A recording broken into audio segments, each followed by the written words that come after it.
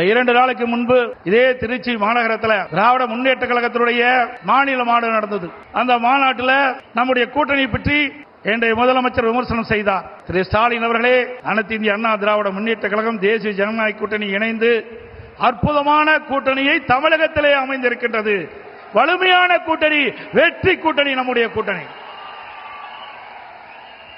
உங்களுடைய கூட்டணி பல்வேறு பிரச்சனைக்கு இடையிலும் பல்வேறு வார்த்தை போர்களுக்கு இடையில்தான் இப்பொழுது காங்கிரசும் திமுகவும் இன்றைக்கு கூட்டணி அமைந்திருக்கின்றன.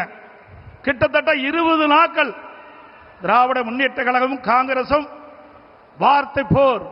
பத்திரிகையில் ஊடகத்தில் வருகின்ற செய்திகள், காங்கிரஸ் திராவிட முன்னேற்ற கழகத்தில் ஆட்சியிலே பங்கு கூடுதல் இட வேண்டும் என்று தினந்தோறும் அறிக்கை, பல்வேறு விமர்சனங்கள், அத்தனையும் தாண்டி கெஞ்சி காங்கிரசுக்கு அடிமையாகி காங்கிரசோடு கூட்டணி வைத்திருக்கிறீர்கள்.